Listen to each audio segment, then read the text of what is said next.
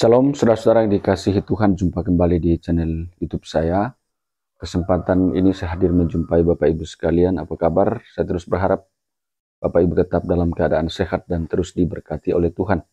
Kesempatan ini saya hadir untuk terus bersama-sama kita menyaksikan kesaksian dari orang-orang yang sebelumnya tidak percaya Yesus menjadi percaya kepada Yesus Kristus sebagai Tuhan dan Juru Selamat. Nah, di dalam video ini satu kesaksian yang sangat luar biasa, seorang Muslim yang dididik sejak dari kecil untuk menjadi seorang Muslim yang sangat radikal. Nah, lalu kemudian setelah dewasa ia masuk dalam satu organisasi yang punya visi misi untuk mendirikan negara Islam.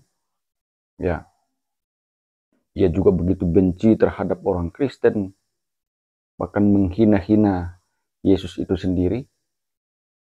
Nah, seterusnya dia didoktrin untuk diperbolehkan menikah dengan yang tidak seiman, ya, menikah dengan orang-orang kafir, orang-orang Kristen, dengan tujuan supaya diislamkan. Nah, ia lalu kemudian menikah dengan seorang orang Kristen dan ia berhasil untuk mengislamkan. Nah, seiring dengan berjalannya waktu, saudara-saudara, ia dijamah oleh Tuhan Yesus. Akhirnya dia terima Yesus Kristus sebagai Tuhan dan Juru Selamat. Sesuatu yang luar biasa, saudara-saudara. Nah, setelah terima Yesus sebagai Tuhan dan Juru Selamat, dia kembali dibenci oleh oleh orang-orang Islam. Nah, ini sesuatu yang sungguh luar biasa, saudara-saudara. Sudah dijamah oleh Tuhan, diselamatkan oleh Tuhan, sudah menerima kebenaran sejati. Dia menemukan kebenaran yang sesungguhnya di dalam Yesus Kristus. Kita dengarkan kesaksiannya berikut ini. Dari Jawa Tengah, pendidikan saya SD, SMP negeri, SMTA saya Muhammadiyah, dan pendidikan tinggi saya pernah juga pendidikan di kampus Nahdlatul Ulama. Nah, dalam perjalanan saya mencari kebenaran dan dalam perjalanan saya menggali, mempelajari sebuah keilmuan, karena saya dari keluarga yang tadinya belum pernah ada orang yang beragama Kristen, dari keluarga besar kami, dan keluarga besar kami semua beragama Muslim. Tetapi karena perjalanan hidup saya yang saya tidak pernah puas untuk mencari kebenaran itu, karena sejak kecil saya dididik oleh keluarga, dan di tempat saya, di rumah saya itu, waktu itu kurang lebih sekitar tahun 78, 79 masuk ke tahun 80-an, belum ada tempat ibadah, masjid ataupun musola. Nah, di tempat saya itulah yang dipakai untuk membuka satu tempat ya pengajian lah begitu, dan juga dipakai untuk setiap kegiatan Islami. Nah, dengan berjalannya waktu, saya adalah termasuk anak-anak generasi yang baru yang dipersiapkan untuk kedepannya untuk meneruskan perkembangan dan pertumbuhan Islam di daerah saya tinggal. Bapak Ibu Saudara, bahwa sejak itulah saya terus belajar, dan saya belajar sampai di kelas 2 SMP itu saya masuk ke salah satu kelompok. Saya dididik, dipersiapkan dengan beberapa ustadz dan guru. Nah, itu kebetulan waktu itu ada satu koneksitas dengan salah satu pondok pesantren, yang notabene pondok pesantren itu cukup besar, ya, bahkan sangat terkenal. Nah, dari situlah, dari sejak SMP kelas 2 sampai saya bertumbuh lulus SMA sampai umur 29 tahun, saya ada di dalam kungkungan sebuah doktrin dalam ajaran keislaman saya, dan bahkan saya sempat masuk dalam kehidupan doktrin yang sangat fanatis dan bahkan sangat radikal. Nah, kenapa? Karena di dalam kelompok kajian waktu itu yang saya ikuti adalah punya visi dan misi, yaitu untuk mendirikan negara Islam. Nah, dengan berjalannya waktu, saya terus dididik di situ, saya terus belajar di situ, sampai akhirnya dalam kehidupan saya sebagai orang Muslim, kehidupan sosial saya sangat kurang baik. Kenapa? Karena di tengah-tengah kehidupan saya waktu itu pun, waktu masih kecil itu Bu, SMP SMA itu, di satu kelurahan di mana saya tinggal itu ada satu keluarga yang Nasrani itu mengadakan acara Natal, itu menjadi satu sasaran untuk kita hentikan acara-acara seperti itu. Dan bahkan saya sangat benci sekali dengan kekristenan. Seperti itu. Nah, dengan berjalannya waktu, saya terus memperkembangkan kapasitas saya. Saya terus belajar sampai dipersiapkan begitu rupa bahwa di dalam Muslim, salah satu organisasi yang kami ikuti, yang tadi saya katakan ingin mendirikan negara Islam, bahwa Islam itu akan bisa dilakukan secara kafah dan secara sempurna itu ketika Islam itu melingkupi secara totalitas, baik empat syarat yang harus dipenuhi itu adalah baru Islam bisa dikatakan kafah dan bisa dilakukan secara sempurna. Nah, salah satu syarat dari keempat itu adalah yang sampai hari ini masih terus diperjuangkan, yaitu untuk mendirikan negara Islam. Nah, kenapa? Karena umat Muslim di Indonesia sudah mayoritas. Umat pimpinan sudah dipersiapkan begitu rupa dan sangat rapi. Undang-undang sudah ada, yaitu Quran dan hadis. Dan yang keempat adalah daerah atau wilayah yang disebut dengan Daulah Islamiyah itu yang akan dipersiapkan untuk menjadi negara Islam Indonesia. Nah, maka dari itulah yang membuat saya sangat benci sekali dengan orang yang tidak sepaham dengan saya, terlebih notabene adalah Nasrani. Saya sangat benci sekali. Bahkan dalam perjalanan hidup saya, ketika saya melihat orang-orang Nasrani itu adalah menjadi satu ejekan bagi saya, dan bahkan Yesus Kristus itu pun juga menjadi sebuah ejekan bagi saya. Bukan Yesus Kristus tapi Yesus Spiritus. Nah, itu yang kami lakukan dalam kehidupan waktu-waktu itu. Tapi dengan berjalannya waktu, saya terus belajar, saya terus menggali. Saya adalah orang yang tidak suka atau tidak mudah menerima saja. Setelah saya mulai bisa berpikir lebih maju, saya terus belajar, terus menggali. Sampai akhirnya saya menerima satu konsep kebenaran, bahwa sampai menemukan Yesus Kristus sebagai Tuhan dan Juru Selamat itu mau cukup waktu yang sangat panjang. Ya. Kalau di kesaksian yang lalu saya katakan bahwa saya sudah memasuki dari berbagai kelompok organisasi Islam waktu itu, dan saya sampai yang terakhir itu adalah masuk kelompok Islam Syiah. Sekalipun waktu itu saya sempat dikatakan sesat oleh kelompok saya sebelumnya, saya menemukan Islam Syiah itu, tapi justru dengan Islam Syiah itu yang membawa saya untuk akhirnya percaya kepada Isa Al-Masih. Dan dalam satu kelompok ajaran Islam Syiah itu memiliki sebuah visi misi, ya, yaitu boleh menikah dengan orang yang beda keyakinan, tetapi dengan sebuah misi. Nah, dengan berjalannya waktu, saya menjalankan sebuah misi itu, dan saya melakukan apa yang diizinkan oleh kelompok organisasi saya itu, bahkan terus akhirnya saya menikahi seorang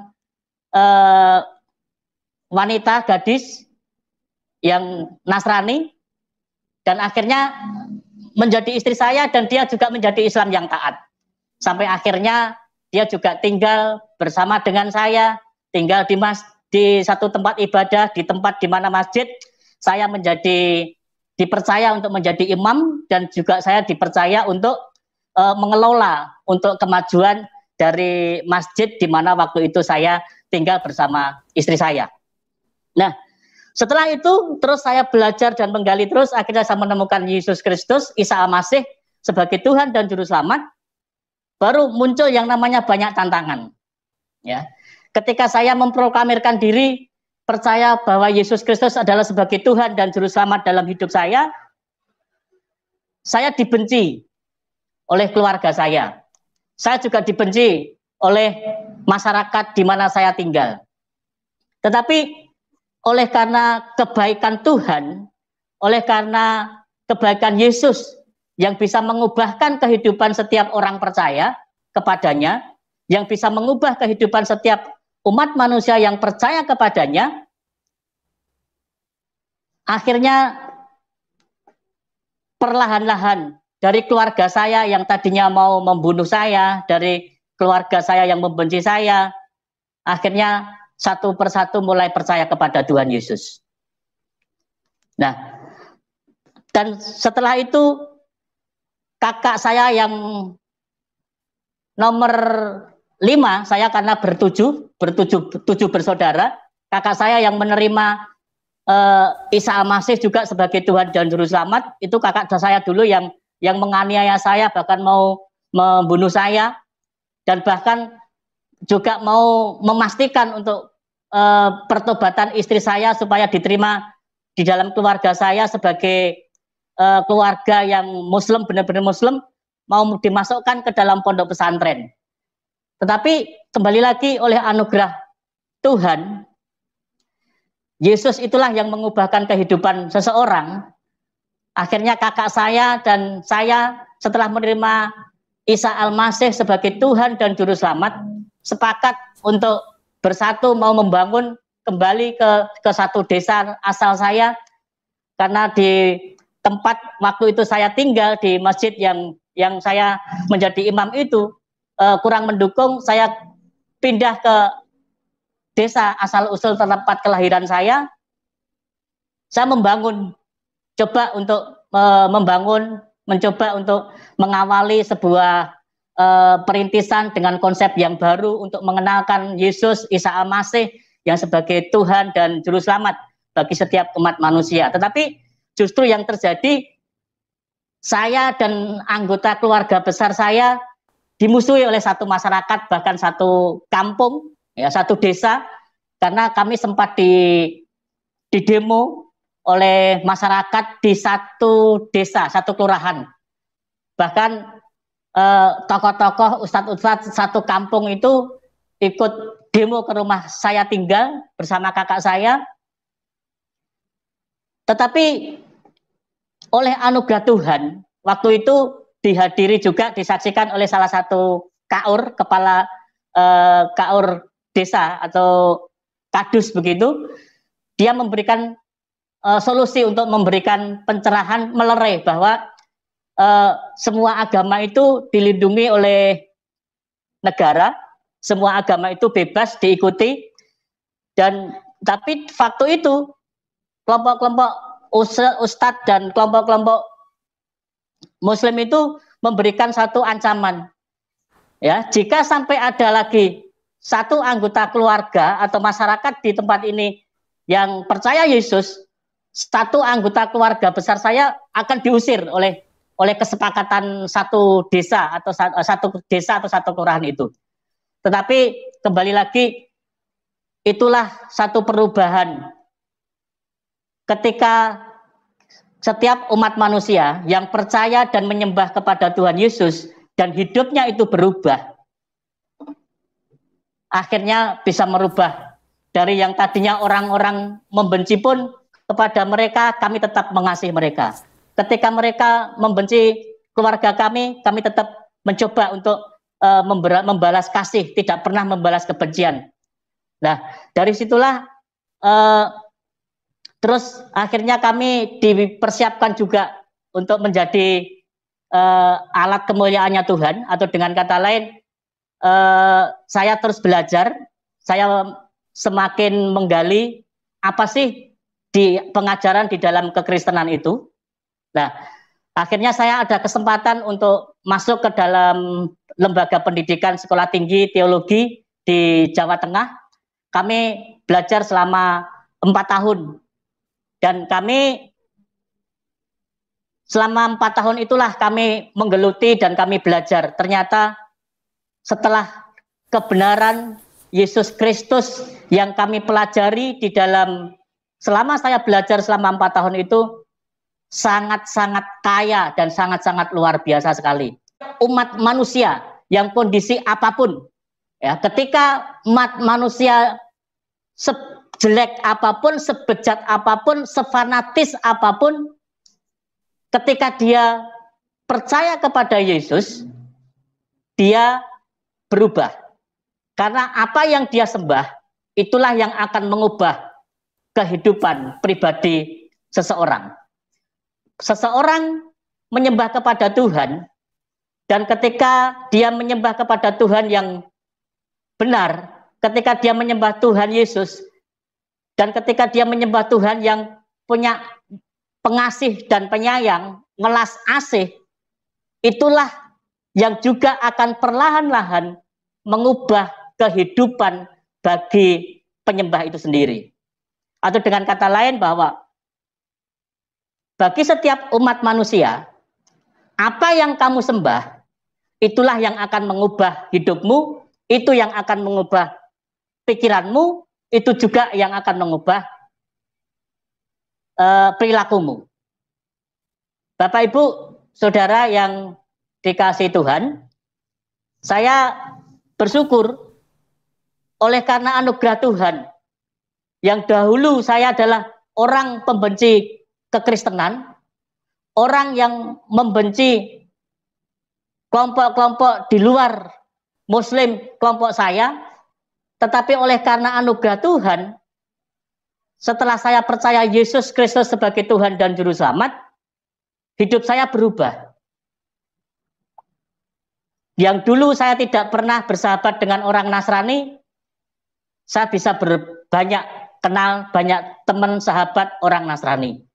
Yang dulu saya tidak pernah bersahabat dengan orang-orang etnis, mohon maaf, orang etnis Tionghoa, saya bersyukur hidup saya bisa bersahabat, bisa bergaul, bermitra dengan mereka dengan baik. Dulu yang saya tidak pernah berani berkumpul dengan orang-orang jahat, termasuk peminum, pemabuk, pelacur, itu dulu menjadi satu sasaran saya untuk kita hancurkan, untuk kita sweeping. Tetapi setelah saya menerima Yesus Kristus sebagai Tuhan dan Juru Selamat, saya sangat mengasihi mereka.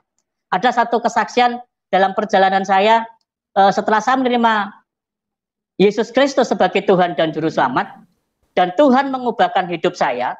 Waktu itu saya perjalanan untuk ke satu tempat ibadah gereja begitu, untuk doa pagi jam 4:30. Nah, jam 4:30 itu kebetulan gereja itu tempat dekat mangkal para BTS itu.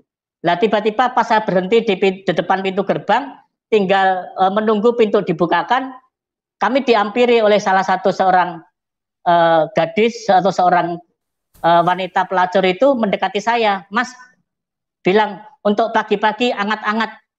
Dia bukakan bajunya, dan saya justru katakan, sampai kapan Mbak melakukan hal seperti ini? Apa yang melatari Mbak melakukan hal seperti ini? Dia menangis, saudara. Dia menangis. Terus saya berkata bahwa Tuhan Yesus mengasihi Anda tidak akan selamanya akan mengalami hal seperti ini. Nah, saat itu juga perempuan yang tadinya menggoda saya, dia berubah menjadi menangis oleh karena mendengar kasih Yesus yang saya ceritakan kepada mereka, kepada dia. Akhirnya terjadi juga satu perubahan.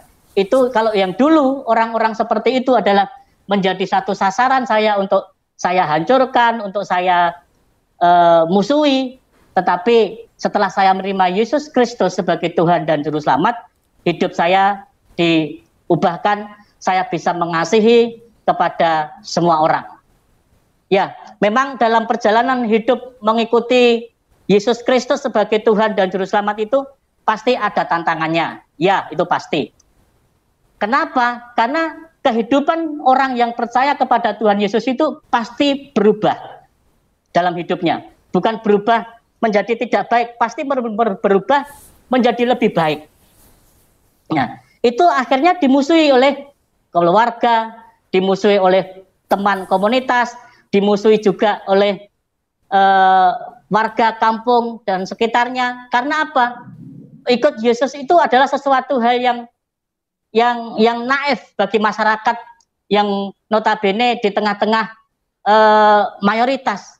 Tetapi bersyukur oleh karena anugerah Tuhan, bersyukur oleh karena anugerah Yesus, itulah yang senantiasa memberi satu kekuatan.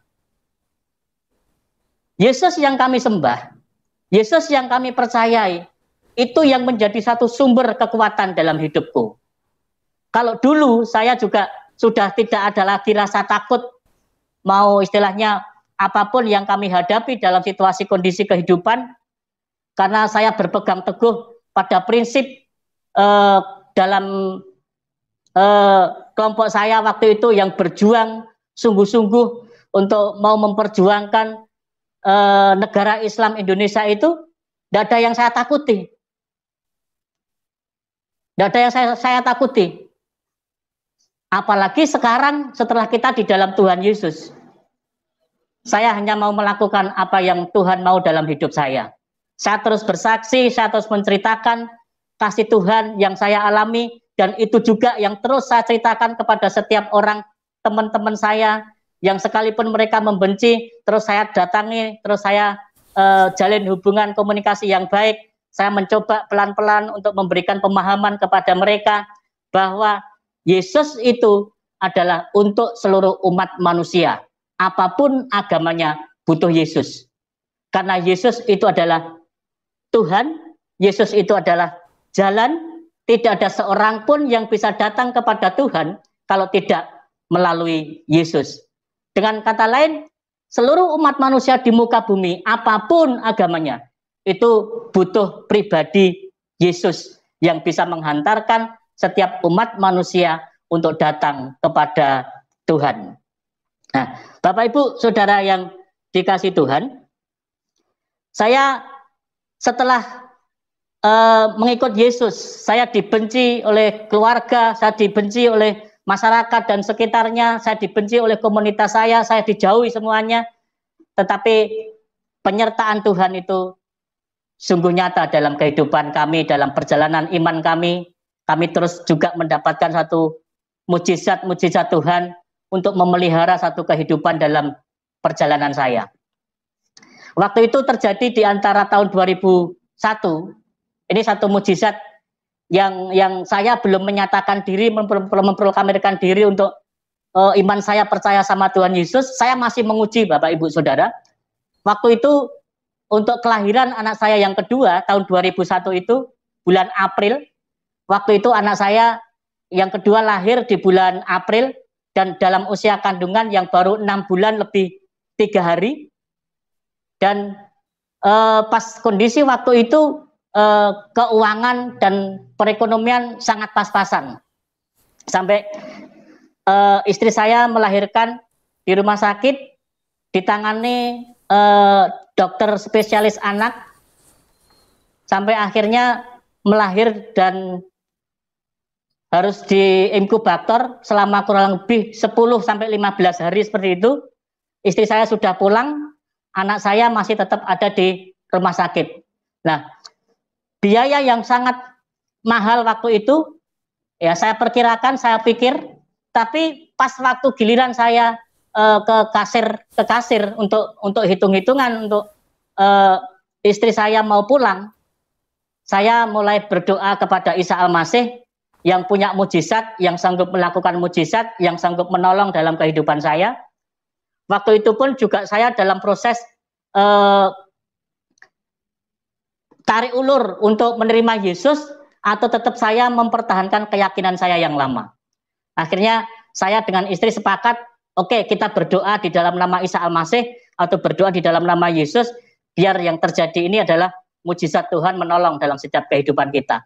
Waktu itu 4-5 hari istri saya dirawat di rumah sakit. Waktu itu juga di rumah sakit di kota Solo, di kota saya tinggal, termasuk rumah sakit yang cukup terkenal, dan dirawat di kelas 1 selama 5 hari itu. Saya tanya sebelah kamar, kebetulan sama-sama menunggu itu, dia 5 hari, waktu itu tahun 2001 dia habis 2,5 juta. Nah, pas waktu saya hitung-hitungan, ketika saya untuk ke kasir itu, saya waktu itu hanya datang ke kasir, saya mau istilahnya mau minta hitung-hitungan, dan nanti kekurangannya akan saya cicil atau akan saya bayar berikutnya, yang penting istri pulang dulu. Jadi keuangan yang ada saat itu saya serahkan kepada kasir. Tetapi oleh karena mujizat yang Tuhan Yesus kerjakan, itu sungguh di luar dugaan saya. Yang waktu itu kami hanya bawa uang kurang lebih sekitar 550, tapi ketika saya menghadap kasir, istri saya setelah melahirkan dirawat di rumah sakit 5 hari itu, pulang hanya dengan biaya kurang lebih sekitar 475.000 waktu itu. Dan saya sempat kaget, saya tanya kepada kasir, Mbak tolong dicek lagi, diulang lagi, benar apa enggak biaya rumah sakit anak saya. Nah, benar Pak, sampai saya bertanya 3 kali. Terus benar Pak, ini benar. Nah, saya pikir karena masih di inkubator, masih dirawat di situ kurang lebih 15 hari itu, mungkin nanti beban-beban yang lain biaya dibebankan pas nanti anak saya pulang atau ketika anak saya ambil keluar dari rumah sakit. Tapi ternyata setelah 10 hari berikutnya saya datang ke rumah sakit lagi. Setelah waktunya pulang, saya koordinasi dengan bagian keuangan, administrasi, saya selesaikan, saya tanya berapa keuangan yang harus saya persiapkan. Ketika saya sebelum menghadap ke kasir, ke administrasi di rumah sakit itu, saya ulang lagi untuk berdoa, ya, untuk berdoa di dalam nama Isa Al-Masih atau di dalam nama Yesus Kristus. Saya bersekutu dengan istri saya minta mujizat Tuhan, biar ini terjadi, karena Tuhan sanggup mengadakan yang tidak ada, Tuhan sanggup juga melakukan mujizat, Tuhan sanggup juga menyediakan bagi setiap apapun yang dibutuhkan oleh orang yang percaya kepadanya. Nah, saat itu saya berdoa dengan istri saya, sepakat untuk minta mujizat Tuhan dinyatakan, dan di dalam nama Isa Al-Masih atau di dalam nama Yesus Kristus, Tuhan memberikan pertolongan dalam kehidupan saya untuk saya membawa anak saya pulang dari rumah sakit. Dan ketika saya minta hitung-hitungan dengan rumah sakit itu, saya cuma bayar waktu itu total yang tidak jauh beda dengan ketika saya pulang membawa istri saya. Yaitu kami pulang, di rumah sakit itu hanya membayar kisaran juga 480-an sekian. Nah, itu satu anugerah Tuhan. Dirawat di rumah sakit cukup terkenal di salah satu kota saya tinggal, bahkan termasuk rumah sakit nomor 1 waktu itu. Terus dalam waktu 15 hari, ya. Dan kalau bukan anugerah Tuhan, mustahil. Dan anak saya sekarang bertumbuh besar dan sekarang sudah kuliah semester 5. Sehat oleh karena mujizat demi mujizat yang Tuhan Yesus kerjakan dalam setiap kehidupan keluarga saya, terlebih juga untuk anak saya pribadi ini. Oleh karena kelahiran yang prematur, oleh karena kelahiran yang di luar normal, tetapi Tuhan Yesus pun memberikan mujizat yang luar biasa. Sehingga anak saya sampai hari ini bertumbuh dewasa dengan keimanan kerohanian yang cukup mantap dan dewasa, dan juga menjadi saksi dan juga melayani untuk rekan-rekan yang lain, dan juga melayani untuk setiap pekerjaan-pekerjaan Tuhan yang ada. Saya didik dan saya persiapkan untuk menjadi alat-alat kemuliaannya Tuhan. Itu yang Tuhan kerjakan mujizat dalam kehidupan saya. Begitu juga dalam perjalanan hidup saya. Perjalanan hidup saya setelah saya mengenal Yesus Kristus dan menaruh kepercayaan kepada Tuhan Yesus, hidup saya bisa menjadi lebih tenang. Hidup saya bisa menjadi lebih damai. Hidup saya sudah tidak ada lagi permusuhan dengan siapapun. Hidup saya bisa menjadi damai, dan oleh karena Yesus itu adalah pembawa damai. Dan saya terus berupaya, saya terus mengembangkan kapasitas diri saya semakin lebih lagi untuk dipakai menjadi alat kemuliaannya Tuhan. Dan dimanapun saya berada, sedapat mungkin saya terus belajar untuk membawa perubahan bagi orang-orang yang fanatis, bagi orang-orang yang membenci kekristenan, bagi orang-orang yang memusuhi orang Kristen. Saya dekati, saya mencoba untuk berdialog, saya mencoba untuk berdiskusi, untuk sebuah pemahaman-pemahaman yang baik, supaya generasi-generasi yang berikutnya ini tidak terus berlarut-larut dan juga tidak terus tinggal di dalam doktrin-doktrin yang mengarah kepada satu mengarah pada satu penyesatan, atau bahkan mengarah kepada satu pembelokan, bahkan sampai anarkis, atau bahkan menjadi makar. Itu yang terus saya mencoba untuk memberi pemahaman kepada saudara-saudara dan generasi-generasi saat ini.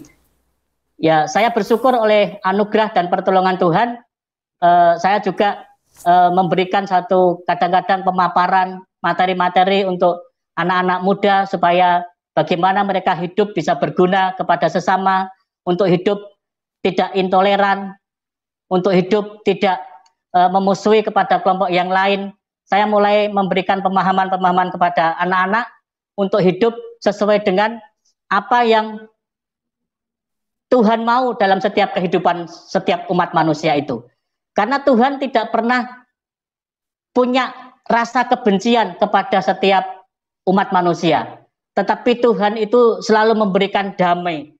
Tuhan itu selalu memberikan kasih kepada setiap umat manusia. Nah, ini yang kadang-kadang banyak orang juga yang belum memahami tentang kasih Tuhan, atau bahkan banyak sebagian orang-orang yang belum mengenal dan mengerti siapa itu Tuhan dan bagaimana itu Tuhan. Ya, mungkin sedikit kami juga bercerita tentang pemahaman Tuhan waktu sebelum saya percaya Yesus. Sebelum saya percaya kepada Tuhan Yesus, Tuhan itu bagi saya, pemahaman saya dan doktrin yang terus dikumandangkan, yang terus disuarakan, yang terus didengungkan bagi kami waktu itu, ya, bahwa Tuhan itu seakan-akan Tuhan yang kejam, seperti itu. Nah, dan konsep Tuhan tidak pernah dibahas begitu detail dan begitu rupa. Pokoknya ya kamu taat kepada Tuhan, pokoknya kamu bertakwa kepada Tuhan, pokoknya kamu melakukan segala perintah Tuhan. Nah, termasuk tadi yang di awal saya katakan, salah satunya itu adalah untuk berjuang untuk itu adalah salah satu juga perintah Tuhan. Nah, ketika ada diskusi, ketika ada ruang pertanyaan yang dibuka, ketika ada pertanyaan tentang Tuhan, para ustadz dan guru yang mendidik saya, para ustadz yang dipercaya untuk memberikan pengajaran itu, dia katakan Tuhan tidak perlu ditanyakan, Tuhan itu hanya dekat di dalam kehidupan kita. Ya, bahkan Tuhan itu lebih dekat daripada urat nadi kita, lebih dekat daripada urat leher kita. Nah, tetapi tidak pernah dibahas begitu detail dan begitu panjang lebar. Tetapi oleh karena anugerah Tuhan, setelah saya percaya kepada Yesus Kristus sebagai Tuhan dan Juru Selamat, ternyata Tuhan itu sungguh-sungguh luar biasa dan Tuhan itu sangat bisa dipahami. Ya, kenapa Tuhan sangat bisa dipahami? Karena Tuhan sendiri yang menyatakan diri untuk lebih mudah dipahami oleh setiap umat manusia. Tapi ternyata kadang-kadang banyak di antara umat-umat ini tidak memahami Tuhan itu dengan detail, dengan benar, tapi hanya mengikuti sebuah doktrin yang diberikan oleh oknum-oknum ustadz dan oknum-oknum pengajar. Nah, itu yang kadang-kadang membawa satu perselisihan dan membawa satu perbedaan. Tetapi setelah saya memahami Yesus Kristus sebagai Tuhan dan Juru Selamat, ternyata Tuhan itu sangat-sangat luar biasa sekali. Dan bahkan Tuhan itu dengan rela hati, dengan kerelaannya untuk menyatakan diri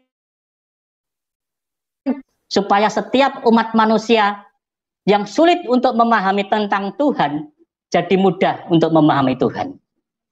Itu yang akhirnya saya sampai hari ini ketika saya berhubungan dengan Tuhan itu sangat erat dan sangat dekat sekali. Sehingga di dalam kekristenan, di dalam Injil, Tuhan mengatakan ketika engkau berdoa, mengajarkan dalam hal berdoa, yaitu adalah berdoalah dengan Bapa kami di surga, dikuduskanlah namamu, datanglah kerajaanmu, jadilah kehendakmu di bumi seperti di surga. Nah, ini memberikan satu ajakan apa? Tuhan itu ingin setiap umat manusia untuk kembali berhubungan kepada Tuhan itu. Bukan Tuhan yang sangat jauh, enggak, tetapi Tuhan itu Tuhan yang sangat dekat, Tuhan pribadi yang sangat dekat.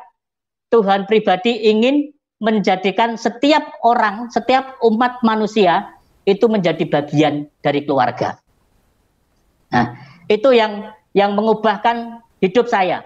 Saya yang dulu adalah orang yang membenci kekristenan, saya yang dulu adalah membenci orang etnis Tionghoa, saya dulu yang membenci orang kelompok di luar saya, tapi setelah saya percaya kepada Yesus Kristus sebagai Tuhan dan Juru Selamat, hidup saya berubah dengan siapapun.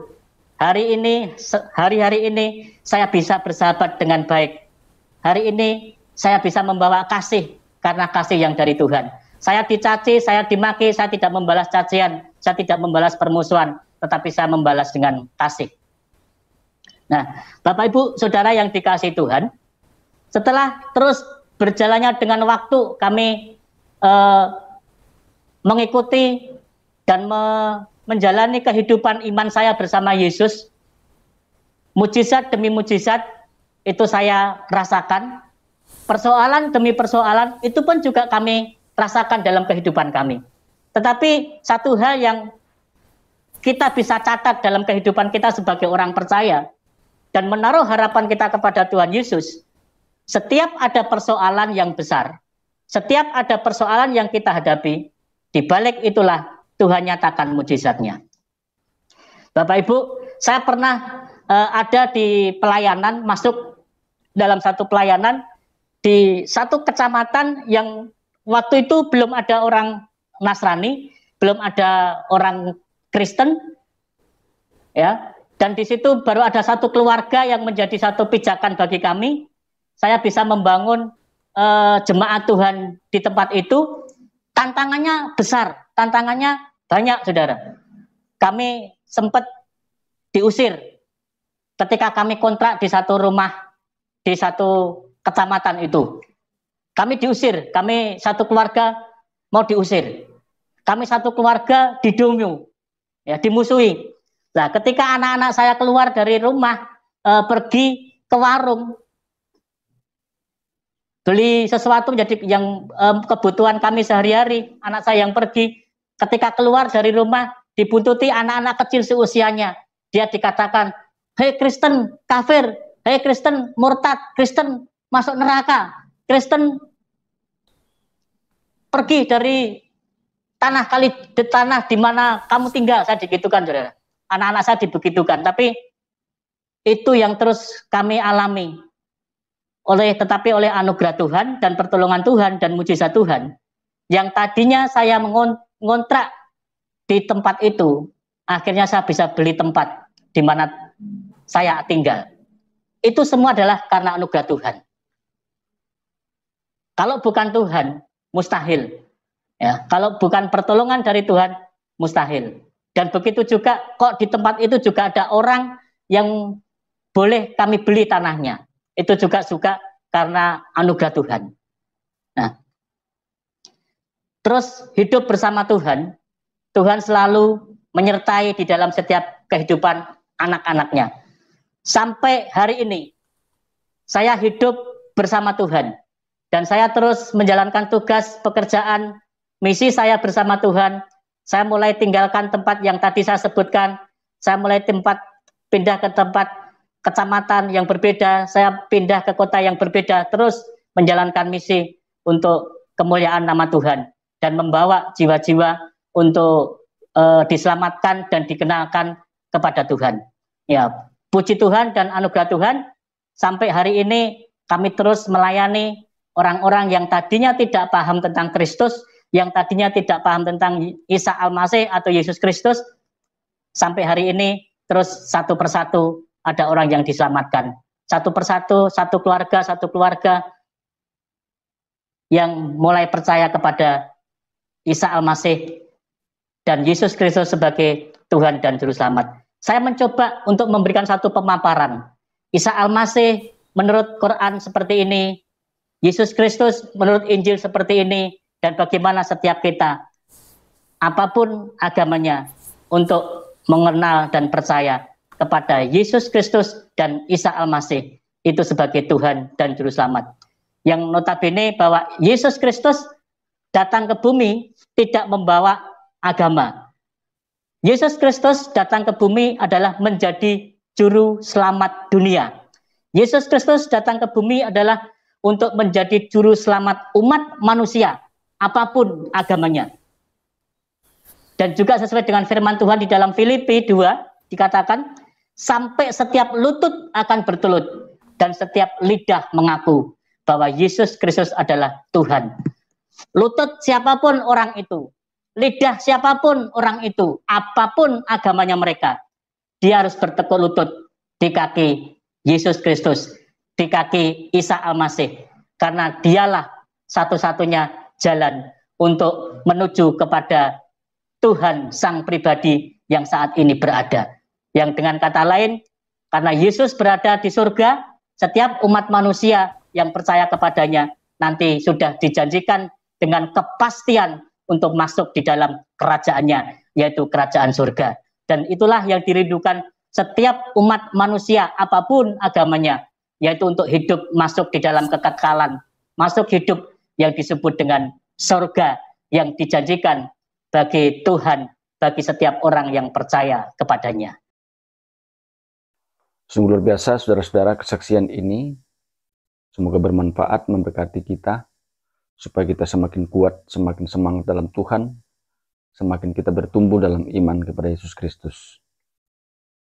Dan semoga juga kita dalam hidup ini senantiasa memberitakan Injil pada orang-orang yang belum percaya kepada Yesus Kristus sebagai Tuhan dan Juru Selamat, supaya mereka juga diselamatkan oleh Tuhan.